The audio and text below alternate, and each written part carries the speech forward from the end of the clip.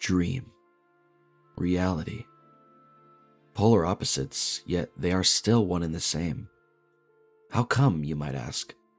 Well, that isn't something that can be easily explained in short, but we can ponder this in a plethora of ways. Start by asking yourself, what are my goals? What are my dreams? Once you decide to let your mind start exploring the endless possibilities that are available to you, it will constantly stay in the back of your mind. That is, until someone, or in my case, something touches your soul in such a way that you can't help but question if what you are experiencing is real. It asks the questions you need to be asked in order for you to grow. You think to yourself, I've heard these a million times, how should I know? Only this time the effect it has is different. The frequency of those words enter deep into your subconscious and manage to find something that may just be the answer you've been looking for.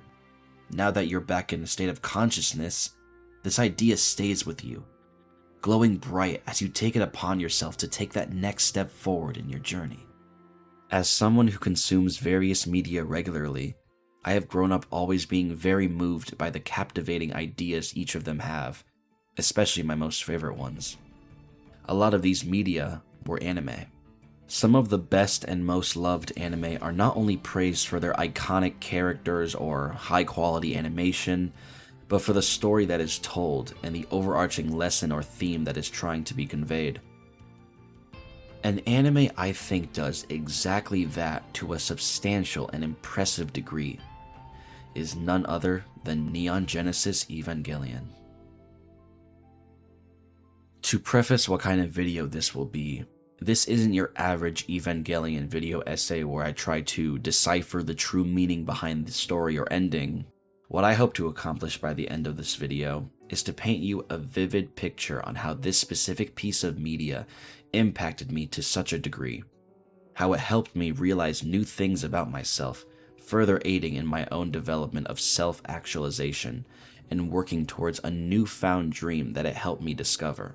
I want this video to be an example on how certain media can have an effect on the way you think and the amazing things that it can do to help you live a more fulfilling life by pushing you in the right direction. So now, sit back, relax, and let my voice show you how Evangelion made me realize my dreams.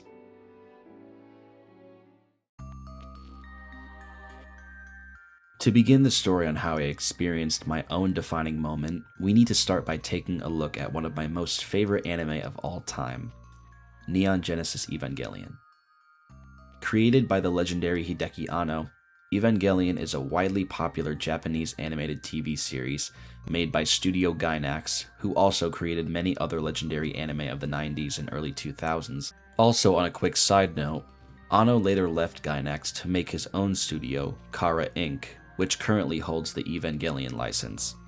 This also contributed to Gainax declaring bankruptcy in 2024, along with other key animators leaving to form Studio Trigger, but that's a topic for another video.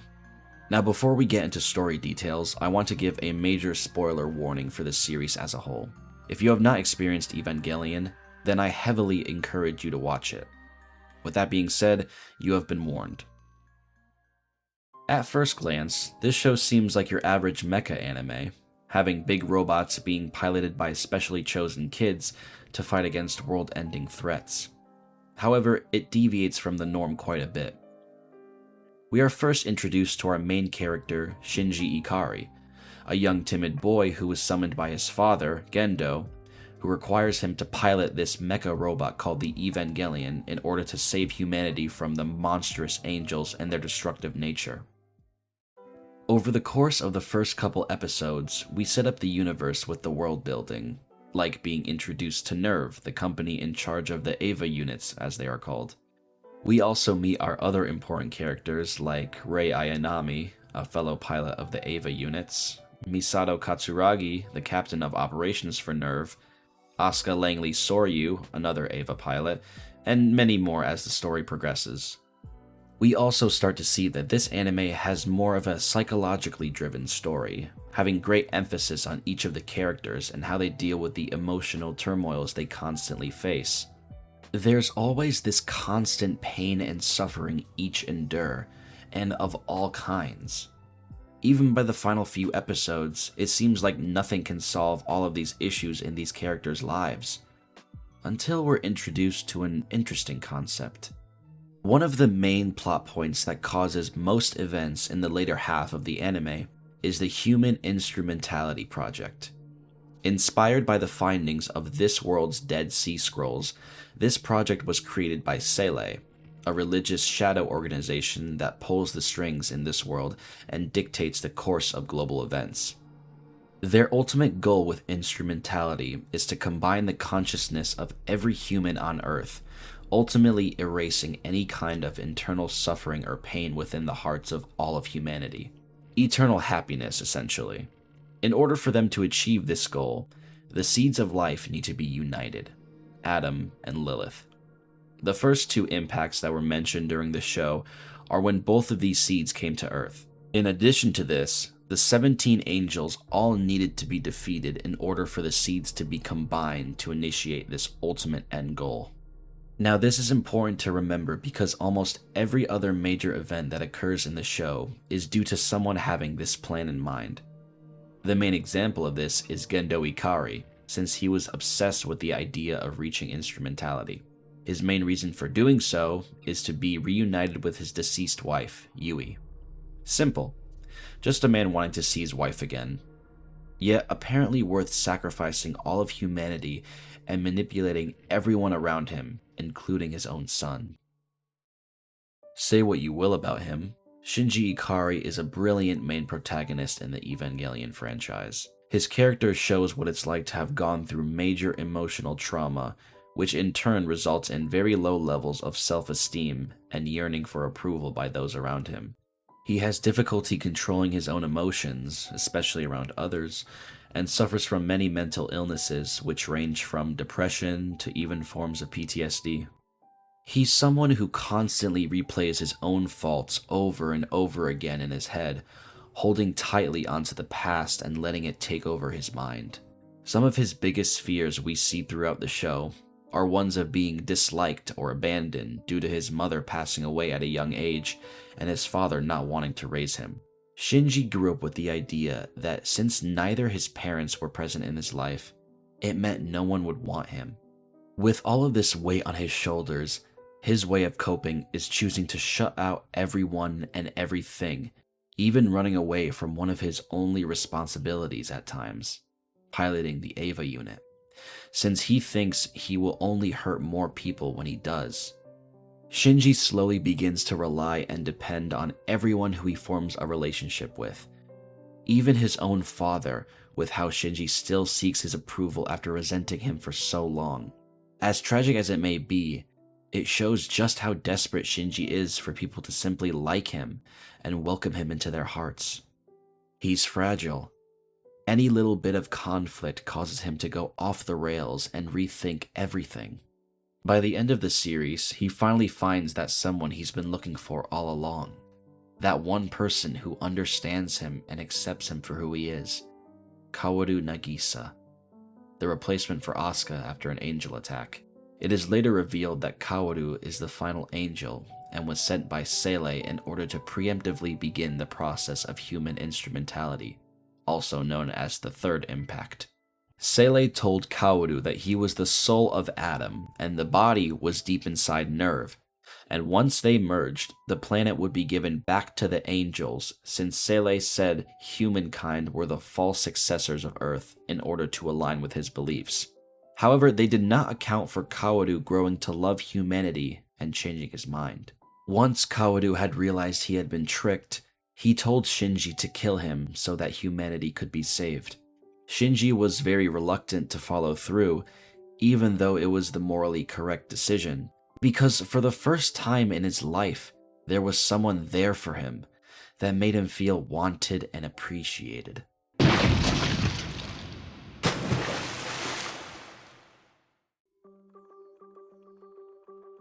A much-needed conclusion due to the TV series ending on a confusing note for audiences, the End of Evangelion is what most people consider the definitive end to the 90s anime run. Released on July 19th, 1997, this film acts as an alternative version of the final 2 episodes of the anime run.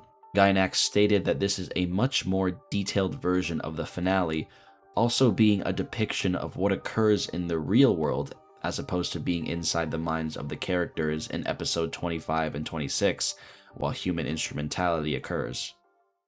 Picking up right after the events of episode 24, Shinji is at his lowest point. His own psyche has been shattered after being forced to kill someone who he held close to his heart. The beginning scene of this film shows a prime example of this when Shinji visits Asuka in the hospital, begging for her usual antics of antagonizing him as she lays comatose in the bed. While what Shinji does right here is absolutely disgusting and undignified, it's a reminder to us, the audience, and even to Shinji himself, that he has reached rock bottom.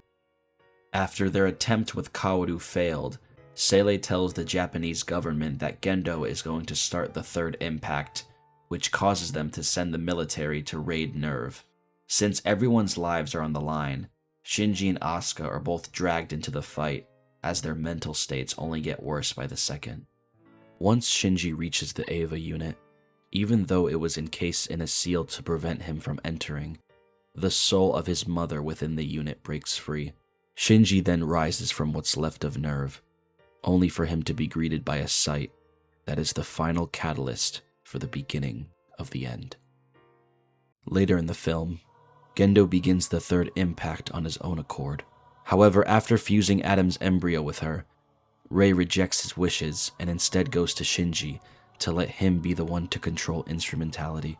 With Asuka and Misato gone, Shinji is now in his most vulnerable state, begging for anyone to come and ease his mind. When Rei approaches him, Shinji is frightened beyond belief. To calm him down, she takes shape into Kaoru, putting him at ease. It was at this moment when Shinji entered instrumentality, thus sealing the fate of every last human on Earth to follow in accordance with his own wishes.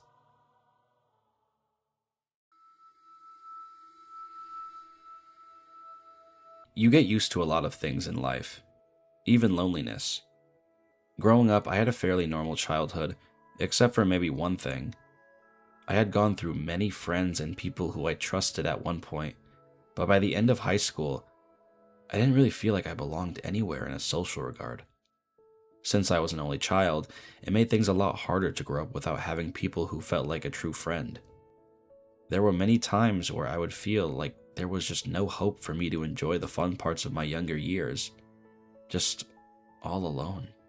I eventually got used to it and grew a tolerance, and it didn't bother me as much anymore. At that point, life sort of just moved me in the right direction, so to speak. Just doing what felt required of me to do, you know? School, chores, obeying parents.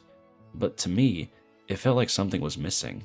It felt like I was going nowhere and not developing the way I should have been. That is, until I started watching more impactful forms of media, anime being the prime example. It made me feel more emotions than I could ever imagine, and way more than in my actual life.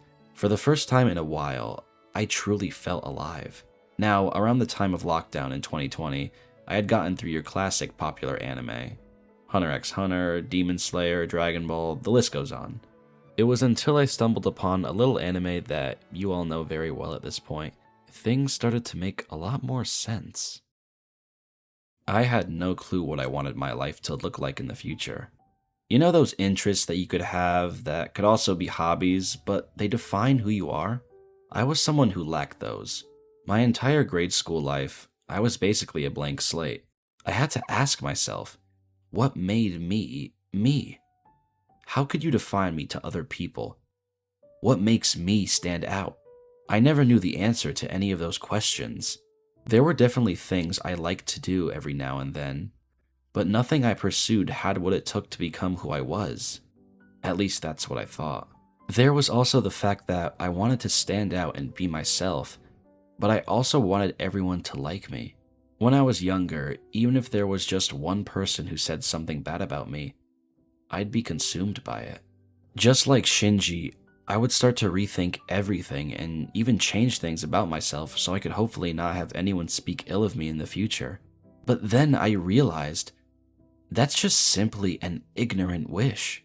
Ask yourself this: would you rather be liked by everyone, or at least think you are, or be yourself? Both have their respective outcomes. Give up yourself for something that's ultimately a false sense of comfort, or live without having to push down who you truly are deep inside yourself, never being able to see the light of day. Once I decided to wake up and make that change for the better, I felt free. Even though it was hard at first, that right there was probably the best decision I ever made.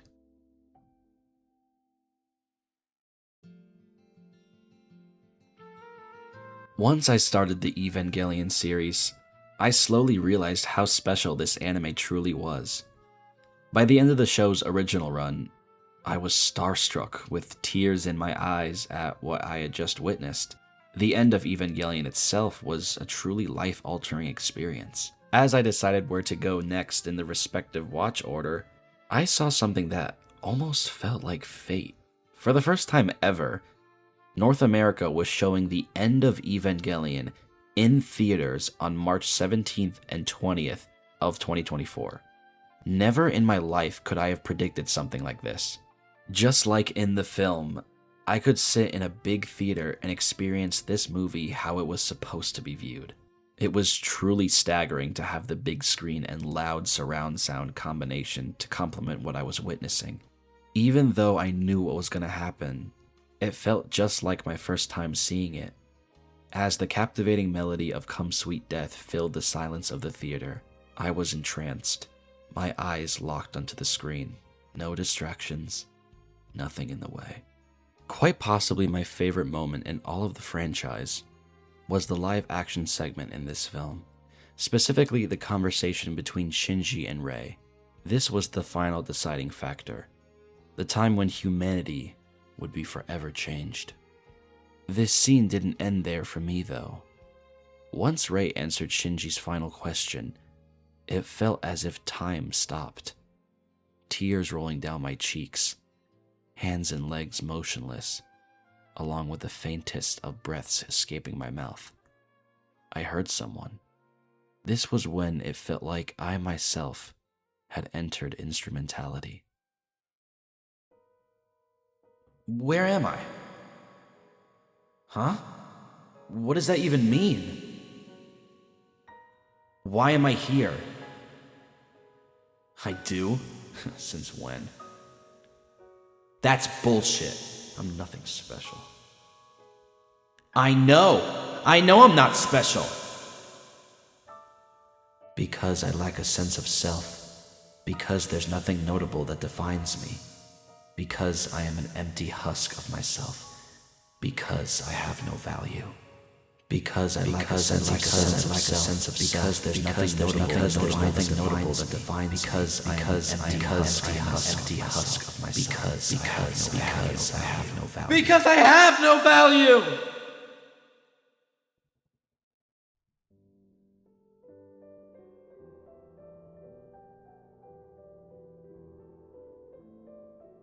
It's beautiful.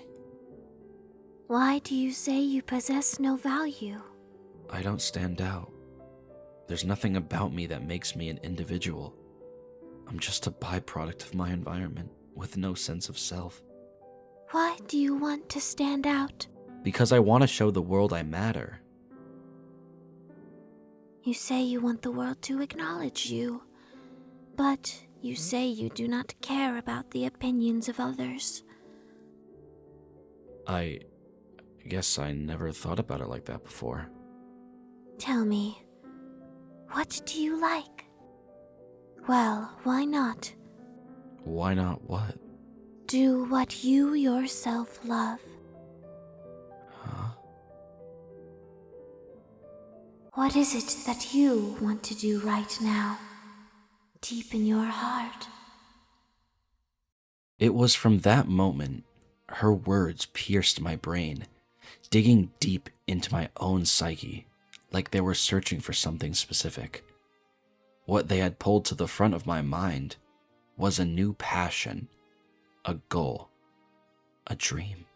I recalled many moments in my past where I could be seen having genuine fun with what I was doing. Whether it was me simply doing an impression of a character from a movie to make my parents laugh, or practicing a line from an anime I had just watched and seeing how accurate I could get it. At that very moment, everything just clicked. I knew what I wanted to do. Just like the characters who inspired me to reach this conclusion, the people behind the voices of them also contributed heavily to the impact each word left. I wanted to follow in their footsteps. I wanted to be the voice someone hears when figuring out their own dreams. I wanted to be a voice actor. Hopefully now you can understand my experience and how I came about in this regard. For anyone who is still trying to figure out what they want to do, I hope this story acts as proof that you too will have your time when you discover what you want your impact to be on this earth.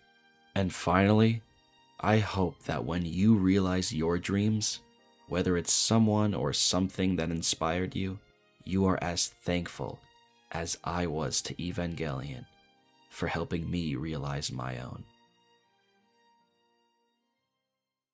Well, didn't expect to see this philosophical side of me, some of you may be thinking.